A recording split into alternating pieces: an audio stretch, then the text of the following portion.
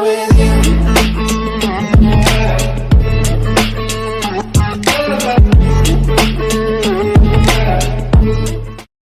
Selamat datang di channel saya Serangga Gatal. Jangan lupa di subrek, like and share. Mimin doakan semoga kita sehat semua. Oke, kita mulai. Nili masih sedikit bingung dengan gangguan waktu. Sambil duduk di kultivasinya yang pahit, waktu berlalu dalam sekejap mata. Tapi 20 tahun masih lama. Nili merasa seperti ditarik kembali ke dunia nyata dari mimpi panjang. Dalam keadaan biasa, hanya duduk dan berkultivasi akan menghasilkan hasil yang sangat lambat, jauh lebih lambat daripada metode biasa. Dan jika Anda berdiri di ambang terobosan besar, maka berkultivasi dengan cara itu hanya akan menjadi latihan yang sia-sia. Dia tidak jauh dari alam sungguh surgawi. Yang dia butuhkan hanyalah kesempatan untuk membuat terobosan. Nili mengkonsolidasikan kultivasinya sendiri sambil tersenyum pada Xiao Yu. Saya baru saja memasuki kondisi ajaib. Begitulah cara saya meningkatkan kultivasi saya gitu cepat. Apakah aku mengganggumu? Xiao Yu berkata dengan nada meminta maaf, karena dia telah memanggil Nili beberapa kali. Nili melambaikan tangannya. Tidak apa-apa. Pada saat yang sama, Niat dalam istana ilahi ilusi Void sedang mengamati Nili. Bocah yang memiliki lukisan sungai Myriad Miles dan pegunungan ini seperti perampok. Dia mengosongkan istanaku dari semua hartanya. Bahkan susunannya tidak dibiarkan dalam damai. Saya pikir rahasia saya sendiri yang tersembunyi di istana sudah hebat. Saya tidak pernah berpikir bahwa anak ini akan menyimpan rahasia yang lebih mengejutkan. Niat itu bergumam dengan senyum aneh dalam suaranya. Mari kita lihat apa yang akan kamu lakukan setelah kamu masuk ke istanaku.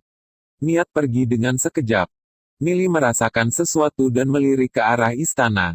Sekarang dia memiliki bintang takdir ke-9, indranya jauh lebih tajam dari sebelumnya.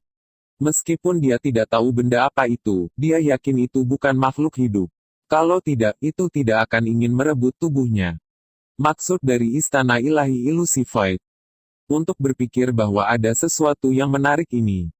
Nili mengerti bahwa dengan kemampuannya saat ini, dia akan kesulitan membuka kunci istana 1000 meter persegi, jadi dia bahkan tidak repot-repot mencoba. Bagaimanapun, dia akan bisa segera membukanya.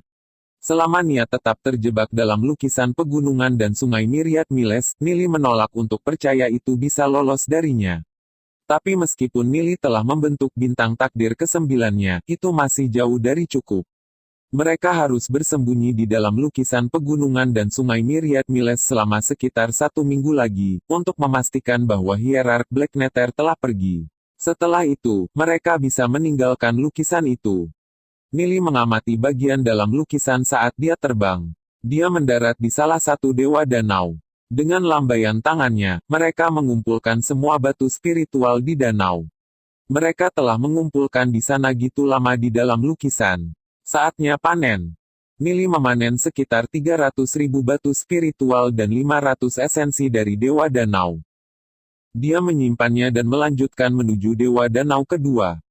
Dia tidak berhenti sampai dia memanen semua batu spiritual dan esensi dari 50 atau lebih Dewa Danau.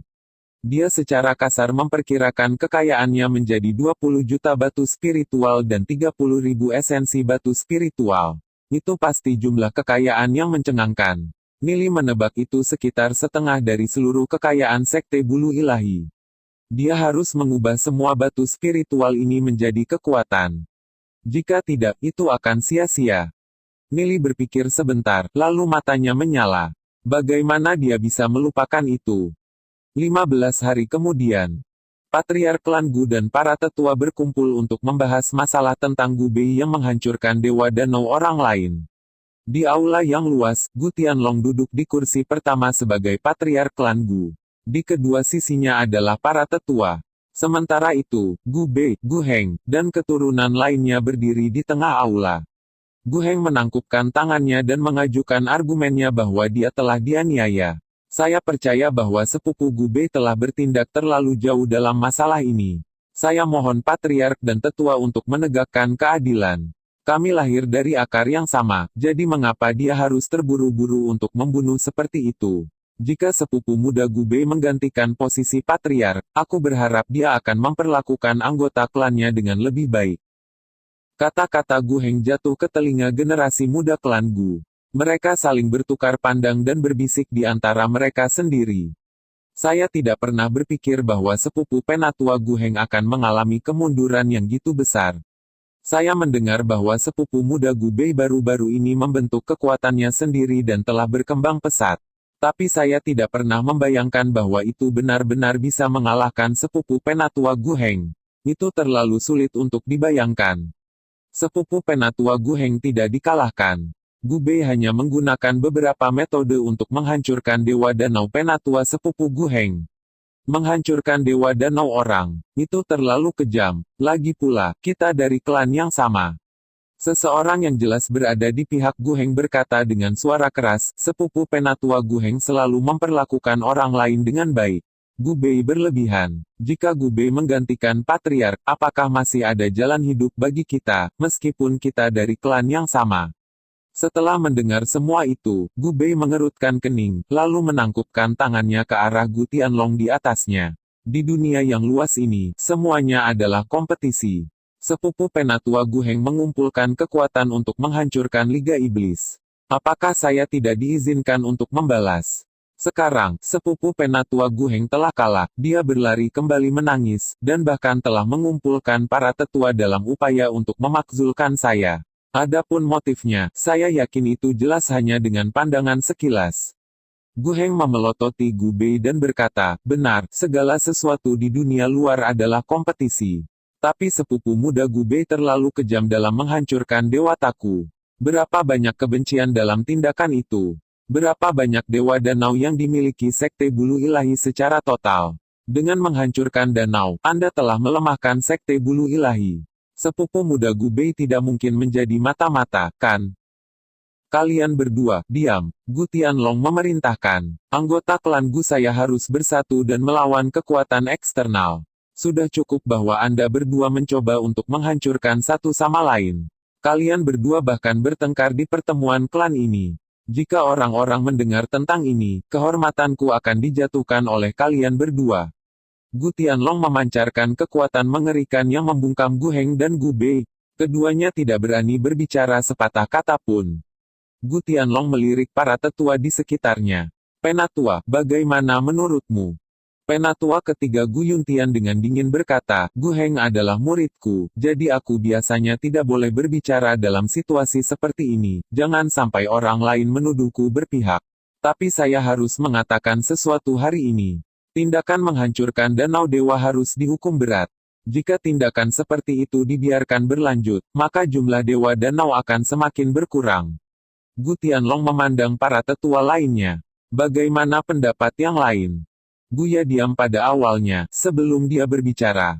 Penyebab dan akibat dari masalah ini sangat kompleks. Kita juga harus mempertimbangkan keputusan kita dengan hati-hati. Penatua lain berdiri. Apakah penonton akan mendengarkan saya? Itu adalah tetua ke-8, Gu Bai.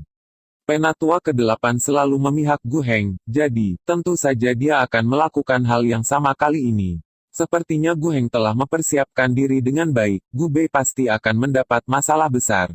Benar, Gu Bei salah menghancurkan Dewa Danau orang lain.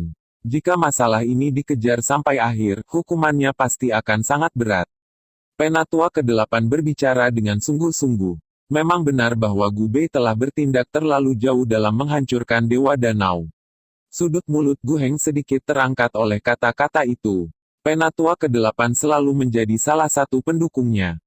Namun, jalannya pidato Gu Bai tiba-tiba berubah, ada alasan mengapa dia melakukannya. Alasan yang saya yakini oleh para tetua klan Gu sangat disadari.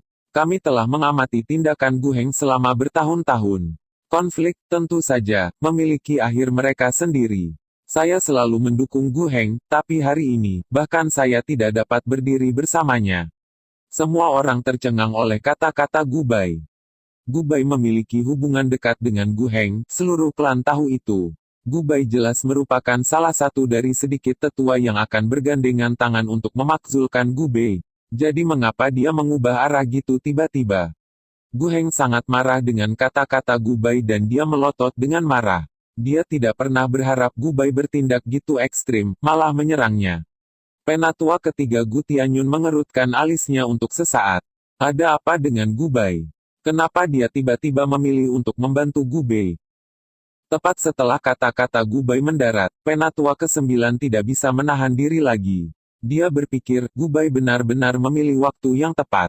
Dia jelas menginginkan lebih banyak manfaat, jadi itu sebabnya dia melompat gitu cepat. Gu Feng juga berdiri dan berkata, saya setuju dengan kata-kata Gu Bai. Selama ini, Gu Heng sudah keterlaluan. Memang benar bahwa Gu Bei juga berlebihan dengan pembalasannya, tapi dia telah menunjukkan kualitas berani dan pantang menyerah dari anggota klan Gu kita. Dia pasti kandidat yang paling cocok untuk menjadi penerus klan Gu. Gu Feng mendengus jijik. Selanjutnya, tindakan berkelahi dan membunuh satu sama lain di dunia luar telah disetujui oleh seluruh sekte bulu ilahi. Hanya karena dia sedikit menderita, dia memilih untuk lari pulang sambil menangis. Apa yang dikatakan tentang klan Gu? Gu Heng sangat marah dengan kata-kata mereka sehingga dia ingin muntah darah. Penatua Gu Feng, bukankah kamu seharusnya mencoba memakzulkan Gu Bei? Dasar tikus bermuka dua. Dia telah berusaha keras untuk membangun hubungan dengan kedua tetua itu. Tapi, untuk beberapa alasan yang tidak diketahui, mereka berdua memunggungi dia. Penatua ketiga mengerutkan alisnya sebentar. Dia tidak pernah berharap Gu Bai dan Gu Feng bergabung dengan pihak lain pada menit terakhir. Sepertinya Gu Heng sudah selesai. Penatua ketiga adalah Tuan Gu Heng, jadi dia berkewajiban untuk mendukung Gu Heng. Pada saat yang sama, dia sangat menyadari reputasi buruk Gu Heng di dalam klan. Sekarang para tetua yang telah mendukungnya telah pergi, Gu Heng telah kehilangan semua kesempatan bertarung untuk posisi patriark. Wajah Gu Feng menjadi dingin. Gu Heng, perhatikan kata-katamu. Memang benar bahwa saya awalnya berencana untuk memakzulkan Gu Bei atas kesalahannya. Tapi jika saya membandingkan kesalahannya dengan kesalahan Anda, mereka pucat karena tidak penting. Gu Heng sangat marah sehingga paru-parunya hampir meledak. Saya mendukung Gu Bai dan Gu Feng. Hal yang sama berlaku untukku. Para tetua yang seharusnya ada di sana untuk memakzulkan Gu Bei semuanya menyatakan posisi mereka. Ada beberapa tetua yang belum dikunjungi Gu Bei, tapi setelah melihat situasinya, mereka juga pindah ke sisinya. Mereka telah melihat watak Gu Bei, dan melihat fakta bahwa dia telah mempengaruhi bahkan para tetua ke-8 dan ke-9. Patriarki kokoh dalam genggamannya. Mereka tahu persis bagaimana menilai jam. Semua orang menendang Gu Heng saat dia jatuh. Hubungan Gu Heng dengan para tetua itu dibangun melalui uang. Karena Gu Bei telah menawarkan harga tinggi, tentu saja mereka akan bergerak. Gu Tianlong, Gu Ya, dan para tetua lainnya saling bertukar pandang. Tidak ada yang perlu mengatakan sepatah kata pun. Tindakan mereka sudah setara dengan mengibarkan bendera dan meneriakkan teriakan perang. Masing-masing memiliki ekspresi puas di wajah mereka. Sepertinya Gu Bei diam-diam membuat persiapan untuk mendapatkan gitu banyak tetua di sisinya. Itu sudah cukup untuk membuktikan bahwa Gu Bei memiliki kekuatan untuk mengendalikan klan. Adapun tetua yang masih netral, tentu saja mereka akan memilih Gu Bei daripada Gu Heng. Meskipun Gu Bei telah menghancurkan Dewa Danau orang lain, setidaknya dia melakukannya dalam terang. Dia benar-benar tidak seperti Gu Heng, yang telah meracuni orang lain hanya untuk mengurangi persaingan. Gulan adalah saudara perempuan Gu Bei, tentu saja Gu Bei akan menyimpan kebencian seperti itu terhadap Gu Heng. Tapi bahkan dalam keadaan seperti itu, Gu Heng tidak menyangka ini akan menjadi seperti ini dan merasa sangat bingung. Bagaimana semuanya menjadi seperti ini? Dia telah merencanakan selama bertahun-tahun, dan dia berpikir bahwa posisi patriark sudah dalam genggamannya. Dia tidak pernah membayangkan hasil seperti itu. Karena masalahnya sudah sampai di sini, maka aku akan pergi ke depan dan menyatakan hukuman. Gu Tianlong mengumumkan, Gu Bei memang tidak pantas untuk menghancurkan Dewa Danau Gu Heng. Namun, itu bisa dimaafkan dan saya akan membebaskan Anda dari hukuman. Namun, Anda harus mengganti sekte bulu ilahi dengan 500.000 batu spiritual, dan klan Gu dengan 1 juta batu spiritual. Anda harus membayar kembali jumlah tersebut dalam waktu 3 tahun, penundaan tidak diperbolehkan. Adapun Gu Heng, Anda tidak menyesali kesalahan Anda, tapi berani menjadi pencuri pertama yang menangis. Anda dihukum 30 tahun menghadap tembok. 1. Semacam seperti perpanjangan waktu di sudut, tapi dengan konotasi, meditasi dan renungkan, Cina. Versi tahanan rumah Wuxia. Patriark, tunggu. Penatua ketiga membuka mulutnya untuk mengatakan sesuatu, tapi disela oleh Gu Tianlong. Saya sudah membuat keputusan. Jika ada yang ingin menonjol untuknya, pertimbangkan konsekuensinya. Gu Tianlong mengumumkan. Ekspresi Gu Heng menunjukkan bahwa dia bingung. Dia masih tidak mengerti mengapa semuanya berjalan seperti itu. Gu Tianlong telah mendenda Gu Bei sejumlah batu spiritual. Anda bisa mengatakan itu untuk mengganti sekte bulu ilahi. Tapi Gu Tianlong juga tahu bahwa Gu Bei dimuat. Itu hanya alasan untuk mengisi perbendaharaan klan. Tapi Gu Tianlong tidak tahu persis seberapa kaya Gu Bei. Kalau tidak, dia tidak akan mengeluarkan denda ringan seperti itu. 150.000 batu spiritual. Bagi orang biasa, itu memang kekayaan yang mengejutkan.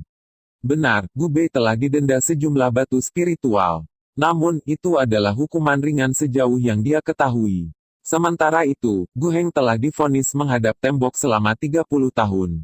Waktu terpenting seorang kultivator adalah masa muda mereka, 30 tahun pelatihan dan peningkatan peringkat.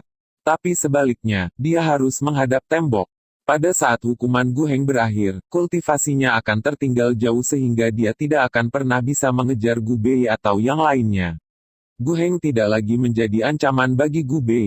Mayoritas tetua sudah berdiri di sisi Gu Bei. Apa yang dimiliki Gu Heng untuk bersaing dengannya? Dalam 30 tahun, ketika Gu Heng menyelesaikan hukumannya, Gu Bei mungkin akan duduk di kursi patriark.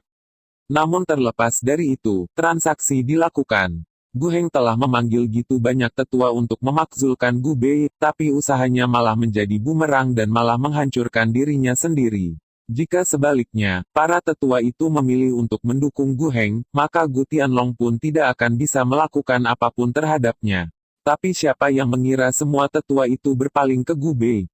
Gu Heng terlalu arogan dan mengabaikan banyak hal. Dia berpikir bahwa hubungannya dengan para tetua, yang telah dibudayakan selama bertahun-tahun, adalah sesuatu yang tidak akan pernah hancur. Kenyataannya di luar ekspektasinya.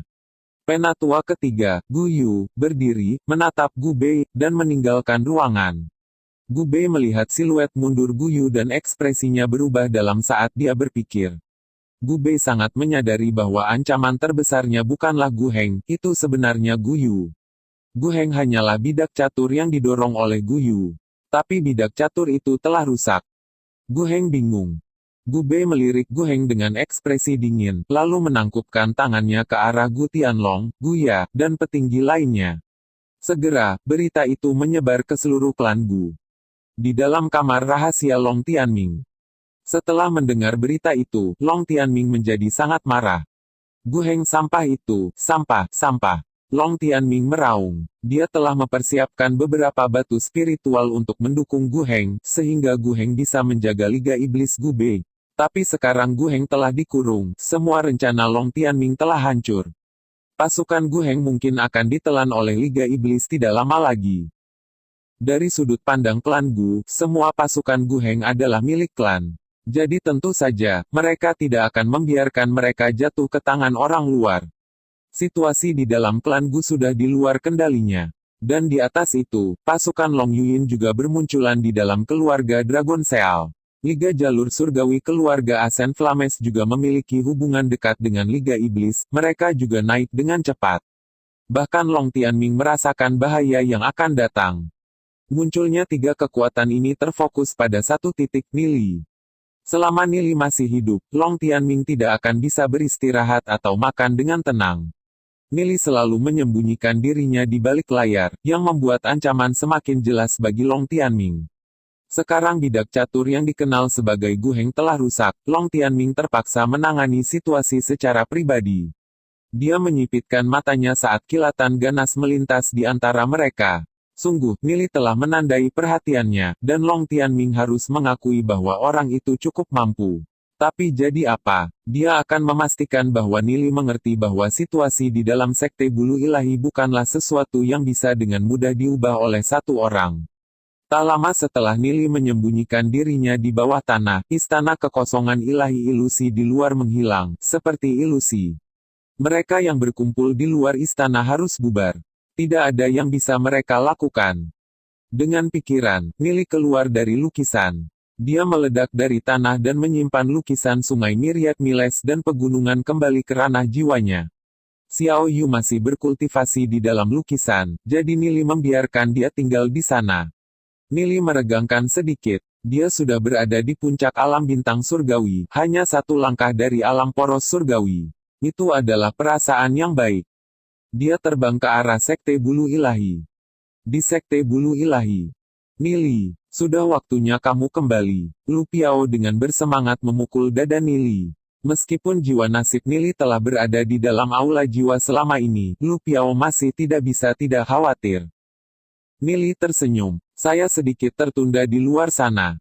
Dia berhenti di situ. Petualangan itu terlalu panjang untuk diungkapkan dengan kata-kata. Gu Bei tertawa dalam suasana hati yang baik. Saat kau pergi, Gu Heng mengurung dirinya selama 30 tahun. Aku sudah mengambil alih semua pasukannya. Nili mengangkat alis. Meskipun dia mengharapkan itu terjadi pada akhirnya, dia tidak pernah berpikir Gu Bei bisa melakukannya dengan gitu cepat. Gu Bei tertawa, pada kenyataannya, itu karena tangan Gu Heng sudah kotor. Dan bahkan dengan itu, dia mencoba untuk membalas. Selain itu, para tetua yang memiliki koneksi dengannya terlalu mudah terombang-ambing. Nili mengangguk. Itu akan terjadi padanya cepat atau lambat. Saya berharap sebanyak itu. Gu Bei tiba-tiba teringat sesuatu. Saya mendengar bahwa Long Tianming pergi ke dunia luar untuk berlatih, lalu kembali dengan harta yang cukup banyak, seperti esensi batu spiritual emas. Cukup untuk total 5 atau 6 juta batu spiritual. Saat ini, pasukannya berkembang pesat, mungkin karena dia merasa terancam oleh kita. Nili merajut alisnya pada kata-kata itu. Ini aneh, memang. Tempat di mana Long Tianming berlatih mungkin adalah Istana Ilahi Ilusi Void. Nili telah memimpin Long Tianming menuju ruangan itu, jadi Long Tianming seharusnya tidak bisa memanen apapun. Tapi bahkan jika dia melakukannya, Hierarch Black Nether dan Putra Suci Li Huo seharusnya menyegel istana. Jadi bahkan jika Long Tianming berhasil kembali, dia seharusnya tidak bisa membawa apapun kembali. Belum lagi 5 atau 6 juta batu spiritual. Itu tidak masuk akal. Di suatu tempat di sana, pasti ada sesuatu yang mencurigakan terjadi.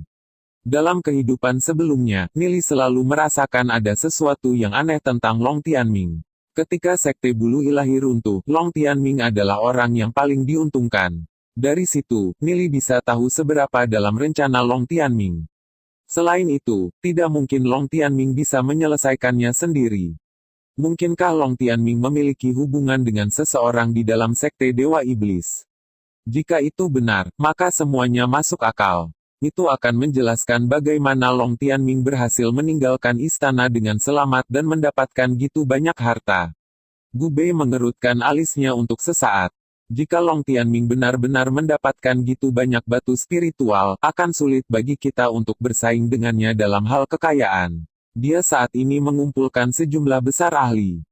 Lu Piao mengarahkan mulutnya ke samping. Dengan ketiga kekuatan kita bersatu, aku menolak untuk percaya bahwa kita tidak bisa bersaing dengannya. Lagi pula, satu-satunya yang benar-benar dimiliki Long Tianming adalah dompet yang gemuk.